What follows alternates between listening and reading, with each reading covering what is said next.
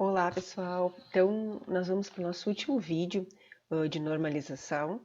A ideia é depois vocês colocarem a mão na massa mesmo, né? Pegar os exercícios que eu disponibilizei para vocês e voltar, de repente, fazendo uma releitura nos slides que eu disponibilizei em PDF para tentar organizar, então, essas ideias, já que eu fui colocando isso de forma fui colocando cada regra separadamente. Então a ideia é a gente juntar isso, tá? Então a gente vai para a quarta forma normal, tá bem? Então a passagem à quarta forma normal, ela é uma regra que pouco a gente vai aplicar, normalmente não vai ser necessária, tá? O normal, na maioria das tabelas, né, dos documentos e arquivos, é que a gente vá até a terceira, ela já vai ser suficiente para que o nosso banco esteja bem projetado. Se vocês forem buscar outras literaturas, né, ou na vida profissional vocês vão observar que existem, né, outros autores que falam de outras formas normais, que falam da forma normal de Boice-Code, tá? Que falam da quinta forma normal, mas a gente está seguindo a literatura do Reuser, então a gente está trabalhando, né? Eu vou trabalhar com vocês até essa quarta forma normal, mas é possível que vocês encontrem, né, em outras literaturas, nas leituras que vocês forem fazendo. Bom, então o que é a quarta forma normal? Além de estar na terceira forma normal, porque como eu já falei nas outras, a gente sempre vai seguindo essa regra. Então, para ela estar na terceira forma normal, a primeira coisa que tem que acontecer é ela já estar na segunda. E assim sucessivamente. Então, para ela estar na quarta forma normal, a primeira coisa que a gente vai observar é se ela já está na terceira forma normal, tá? Depois, observando que a tabela ela já está na terceira forma normal, a gente vai verificar se ela não contém dependências multivaloradas, né? Em outra forma normal, a gente já falou da dependência funcional. Aqui a gente vai falar da dependência multivalorada, tá? Então aqui eu tenho um exemplo e depois eu vou mostrar um outro para você, seguindo os exemplos que nós já estávamos usando, tá? Mas aqui a gente tem, por exemplo, modelos de carro, ano e cor.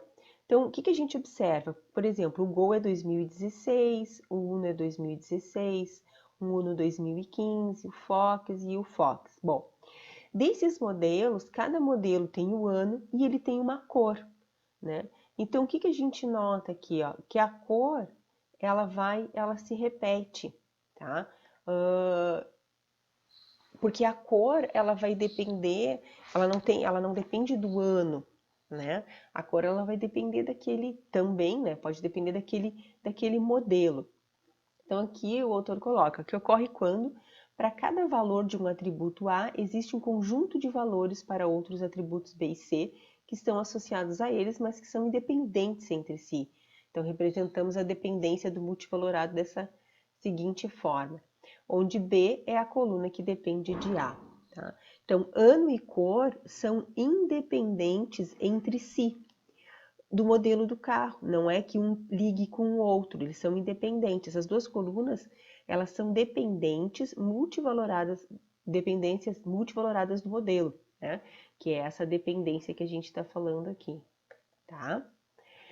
Bom, aí seguindo um pouco perto daquele exemplo que a gente estava trabalhando, né? Só que aqui mudou um pouquinho para poder mostrar o que é a quarta forma normal.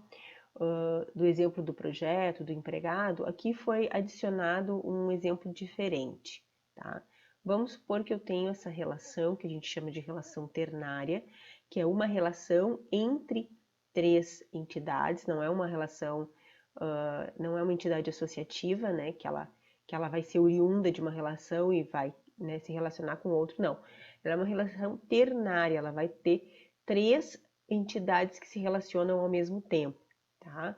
Então, provavelmente é uma relação N para N para N. O que a gente tem é que uma relação N para N para N, a gente cria uma tabela da relação, que é a nossa tabela útil. O que essa tabela útil ela vai conter? Ela vai conter, né, os atributos identificadores de cada tabela, o código do projeto, o código do empregado e o código do equipamento, tá? Então, aqui a gente vai perceber a questão da dependência multivalorada, tá? Porque a gente vai observar a questão da redundância de dados. Por exemplo, a gente tem o empregado aqui, o empregado 1, 2 e 3, tá?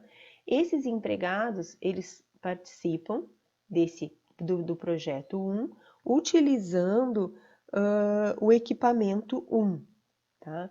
Então, aqui a gente tem, por exemplo, nesse grupo aqui, ó, código de projeto e código de empregado, a gente tem essa redundância do equipamento que aquele projeto está utilizando, tá? Então, para cada equipamento que é usado no projeto, é necessário informar todos os funcionários novamente. Aqui, ó, vou aumentar mais. O equipamento 2, de novo, repete o funcionário, o empregado, o 1, o 2 e o 3. Tá? Então, a consequência, né, é também a informação de quais equipamentos são usados em um projeto. Então, quais equipamentos eles são usados em um projeto. Ela também é uma informação que está redundante. Então, além desses conjuntos aqui redundantes, eu também tenho o equipamento redundante. Então, para evitar esse tipo de redundância que a gente observa nessa tabela, é necessário que a gente utilize a quarta forma normal, aplique essa regra da quarta forma normal, tá? Então, aqui tem um outro exemplo, ó, o projeto 1, né? Ele repete o conjunto de empregados.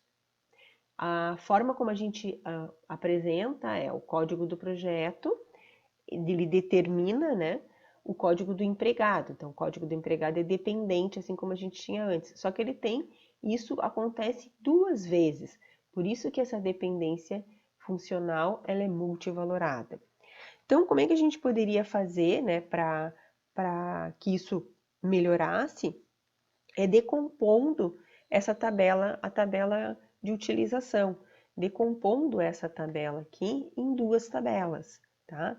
Então, o código do projeto, que é o nosso determinante, ele vai aparecer nos 2 e ele vai se relacionar com os 2 que dependem dele, que é o código do empregado.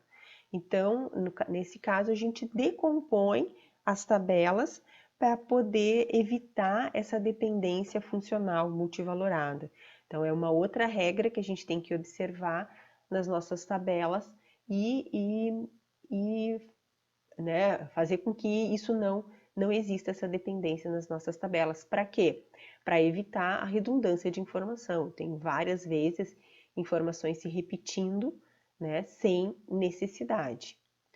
Bom, então aqui a quarta forma normal, ela não pode conter essas dependências multivaloradas para ela estar na quarta forma normal.